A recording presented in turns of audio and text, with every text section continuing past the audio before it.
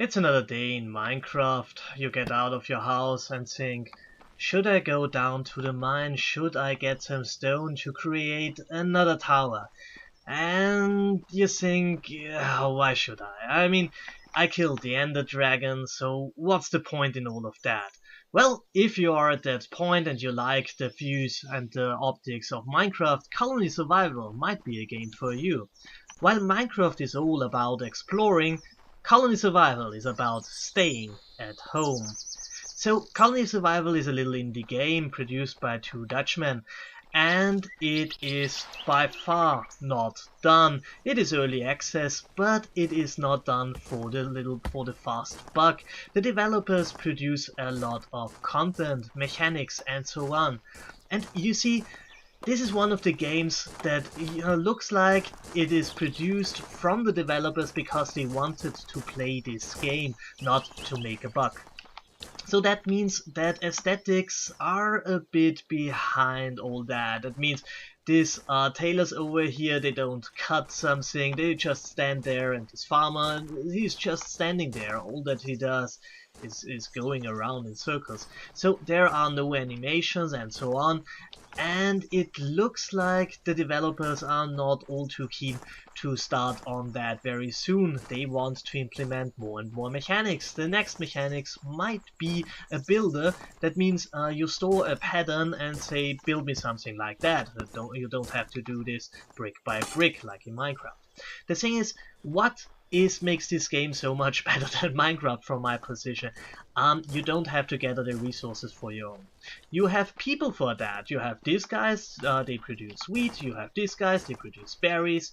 And you have in the mines the guys who produce the ores. These guys over here, that's your guards. They come up in the night, get on their towers, and shoot down zombies. Yes, zombies!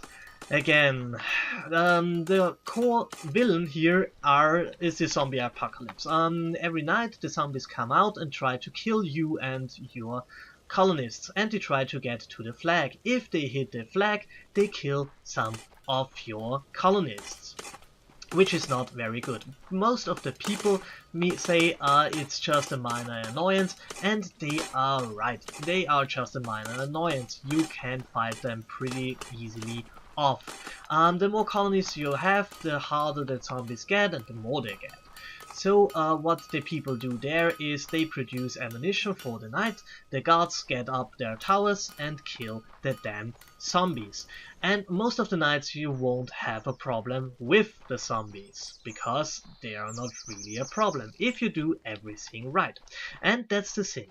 This game is about resources. It is a tower defense game with a resource part with an inner Minecraft look. It's pretty much that right now. It might become something else, but this is what it is right now. The thing is, you have to have these guys to create resources. You can't do all of the stuff your own. You need specialists to produce some of the stuff, so you can't produce guns.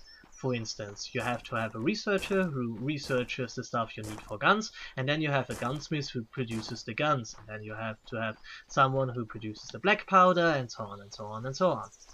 So what you're doing is you produce little blocks that are pretty much different workbenches. We go over here to see one of these things, or in the case of the farmers, you just place a field and they work the field. So if we go to the gunsmith over here, we can see him make 10,000 of bullets, of gunpowder, of a punch, and of the gun, and the tailor produces, well, whatever tailor produces, and so on.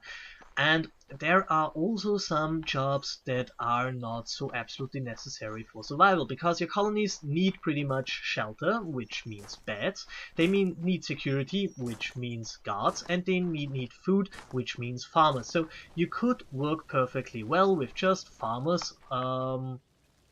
Yeah, you need miners for the ammunition, so you need craftsmen and so on. But there are things like the mason, who just produces fancy looking bricks. Or the guy who colors the stuff, who just produces fancy colored wood stuff. And you don't need them so much. And I learned that when I had about 70 colonists and I neglected food production and ammunition because why not? I produce now fancy blocks and produce nice looking stuff. And the thing was, the zombies did break through, and they killed a lot of my guys. So because I had not enough ammunition, so I thought, okay, that's not a problem. Next day is another day. I produce more ammunition that night. And it did not change anything, so the masons produced fancy looking stuff, and this was not the best of ideas, because in the next night I did run out of ammunition and I did run out of food. So my colony broke down to 20 colonists, which was not so funny. Um, and this is one of the core aspects in this game. You have core jobs, you have something that have to be there. This is safety and food mostly, and everything else is optional. And when there is a catastrophe, which means that a lot of your guys die, mostly because either you killed them or zombies killed them, or they starve to death, you have to have an idea what to do then. And the best thing you can do then is pretty much fire all masons and nice, funny looking, making stuff people, and go back to the most basic. So I went back when I had only 20 colonists. I made the masons back to berry farmers and all the military back to stone throwing thingies. Because there was no way to do it anywhere else. I had no chance to do it in another way. So what you learn from that is that the most basic jobs, um, you can't survive without them. You can't survive without the farmer, you can't survive without basic industry, but you can very well survive without the artisans, without the researchers and so on. This is one of the things that always baffled me in games and in movies where the world comes to an end and they try to save all the scientists and all the artisans and so on. Well, why? Why should they? You don't need them. You need the farmers. You don't need the craftsmen. That's are the important people, pretty much. So yeah, you learn a bit about appreciation of the farmer, and this thing is, the progress of the game is it's still in the working, and they think about implementing to make multiplayer more attractive. And I don't see this game has a lot to bring in player versus player. To be absolutely honest, I don't think this would ever work, because you just can send then SWAT guys who do pretty much what the zombies do right now, and what's the point? There is no point in that. But on the other hand, trading could be a very interesting thing. But why should you trade? I mean, you produce everything your own, because then you are independent, and why should you trade? I see no point right now. But what you can do then is to say, okay, you can skill on something. You can skill on mining, so you mine way faster than the other guy, and the other guy skills on producing food or something like that. And one produces food 10 times faster, and the other produces copper 10 times faster. So there is a good reason to trade then, because you can way easier produce a lot of food, and the other can way easier produce a lot of copper. So there is a reason to trade. If you play multiplayer, this makes trade absolutely useful, and if you play single player, it is just a goodie, and you can say, okay, this time I play skilled on mining, this time I build skilled on, I don't know, true wood production, and so on. So it doesn't destroy the single player, but enhances the multiplayer aspect critically. So, about the famous thing, what can we learn from this computer game? Well, mostly about resources, and that people produce resources. They don't come from by magic from somewhere. They are produced by people. So you have pretty much I have 300 guys in my colony, and all but 4 have a job. Why do I have unemployed people? Because when the zombies break through and kill some of my colonists, these guys are here to take their jobs. This is another aspect. It's a gilded system. When somebody dies and another one of the unemployed guys are there, They can't say, ah, I'm a tailor, I want to be a tailor, and I want to be a mason. No, you do whatever I tell you to do. So there is no free choice of what job you're doing. And this was true in most of our times, because we are used to that we select our jobs. This is not what it used to be in the Gilded times. The king pretty much told you, you're the son of a farmer, you are a farmer. And when people said, yeah, but what about everybody selects his job his own? The king would say, are you crazy? I mean, what if nobody wants to be a farmer? Then we all starve to death. No, no, no. You do what I tell you to do, and you do what we need. In a communist system, it's pretty much the same. You do what the collective needs, and there is some group that tells you what the collective needs. It's pretty much the party. So this is a funny notion that a lot of communists have, that they think that they can choose what they are and say that, oh, I'm an artist, and all others will feed me because I want to be an artist. Yeah, no, this is not how communism works. But a lot of particularly people who are consider themselves artists think it would be that way. It's always pretty funny. So there are more important jobs and less important jobs. And if shit hits the fan, you sacrifice the less important jobs, and these are jobs like artisans and so on, for the more important jobs, which means food production, military, and so on. So there are core jobs and base jobs, and I think games like this make you appreciate the farmer a little bit more, which I see as very important. The other thing is, of course, that when you think about it, you understand the gilded system and you can understand the free market, because in a free market you don't run into these problems. When you don't have enough ammunition, but there is a need for ammunition, somebody would say, okay, there is no need for producing, I don't know, clothing and so on, because it's we are on top and the price of that is low, so I start to produce ammunition. It doesn't work like that. This is a planned economy. You have to be careful and have to have a look on each and every one of the different sectors. You have to overproduce food, you have to overproduce ammunition, you have to overproduce anything. And this is one of the funny things that, again, communists say pretty often, that capitalism produces a lot of overproduction because, well, it is not regulated.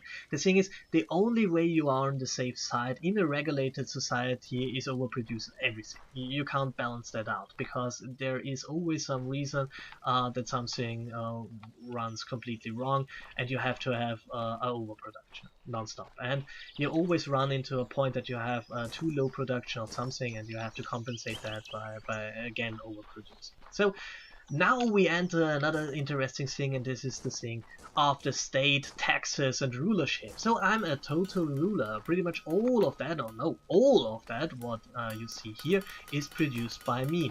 And I started, of course, here in this keep. This keep was the first border. You see, when you play this game, there is a green area and a red area. You see, in the green area, zombies can't spawn. In the red area, they can. So you have to build a wall between the green and the red area, and you can increase the green area with research. This takes a lot of resources, but it absolutely worth it. At this point, I have way more space than I could ever need. And the thing is, I take parts of this overproduction and use it for my own good, which means that I take stone and build this. So I can't see that. Ah, yeah, this creation's over there because it looks funny, and I wanted to have a nice view. I built a light tower over here because I did build also a ship. We're running through that right now, and is it okay that I do that? I mean, I took it from the people, and the people gave me these resources so that I can produce shelter in the end, and safety and food. And what I did is I built a ship and silly looking towers, and they all glow green and so on. So is it okay that I do that? And I would say yes. Why? Because I started the whole thing. I started the first invention, the first investion was mine. I started to build this stuff, and therefore I take now the fruits of that. And this is pretty much what monarchy was. People did say, I provide security for you. For that, you are my subject, and I can do with you whatever I want, pretty much. And this is what we play out here. And I do that. I mean, I give them shelter, I give them security, I give them a system in which they survive, they don't starve to death most of the time. And for that I take taxes and build things that I wanted to build. They don't benefit from these high towers over there. They're just there because I think that they look cool, and I try to figure out what design I love most for my next game. But I'm a total ruler, and if this would be real people, at some point they would say, "Hey, moment, we have an absolutely overproduction of food, so we could take in way more refugees. So we can take way more citizens. We can even if they don't have a job, we can put 100 colonies in, and we have then 100 unemployed citizens. Yeah, we could do that, but why should we? And this is one thing that I decided as a ruler, because I'm a capitalist. But if you are a socialist, you can say, okay, I take in. We have now 4 unemployed people, and they stand ready for replacement. When somebody dies, they take the job. That's the reason they are here. These 4 guys, they are important. They have a use. But if you are a communist that play this game, you can say, no, I take in way more people, and we feed them because they have a right to be there. Yeah, but you run into a problem at some point. You have to balance then even more. But it would be absolutely funny if some people would do that, or would absolutely look forward to how they are doing that. So I think that I'm in the right here. And the thing is, I am a state here. This is for their NCAPs again.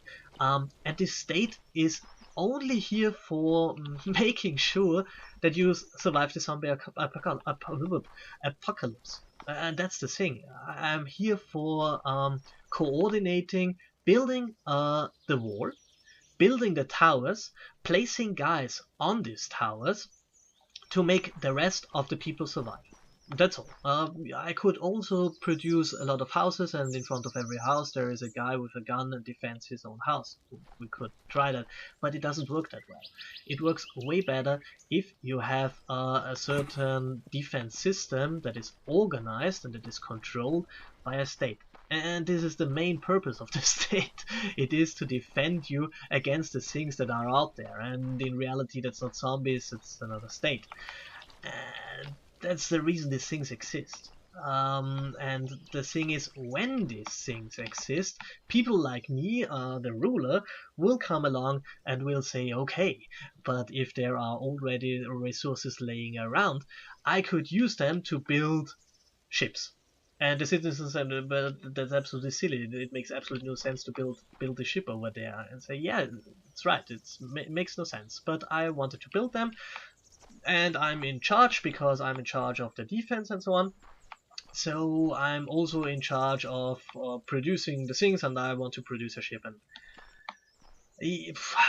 perhaps these NPCs would be in the right to make a revolution and to say, oh no, we do this now all our own, and all that we need is a wall, and this wall already exists, so there is no need to do something, and we have enough food, so we can take in a lot of refugees. And by the way, military is all fascist and evil, and zombies are people too, and so we scrap the military because who needs them anyway, and one day later they are dead.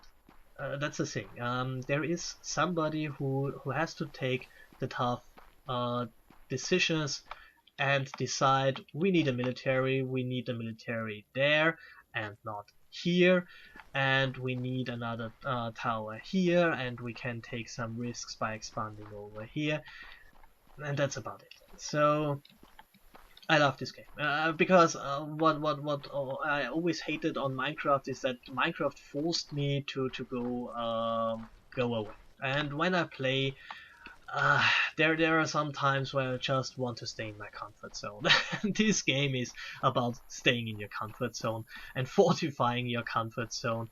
And you can fight, you can take on the zombies, but you don't have to. You can let these guys take that for you, and you can just concentrate on making this stuff look cool. A lot of players just point out it's way better to build a maze where the zombies can't get to you, and I like to have this game in this fashion, in this medieval looking town, and I'm quite looking forward when they add animations and you go through the town and see all the guys working. And at this point I have to say there is no reason to expand. I have all the research done, I have the expansion. So what is left to do for me there? There's not a lot. So I'm looking forward for the multiplayer aspect, and perhaps they can do it in a way that motivates multiplayer players to with a skilling system, with one skill for food and another skills for mining and stuff, and it could be really a cool game then. It still is. It's not ready. It's far from it. But the developers, they deliver. And that's one of the things that are really cool. They really deliver content, and they really deliver new mechanics and so on. And one of the next mechanics will be that you can create a builder, and you can say dig here and hole, because I don't want to do that. And when they implement that, I play as a dwarf. I try to build a complete underground city, and I'm very looking forward to that. So, well, that's about it. Thanks for watching. Check out this game. It's on Steam. It's for 15 bucks, I think, right now, and it's absolutely worth it. And yeah, thanks for watching. Like, share, subscribe. Tell me what you think about it, and have a great time.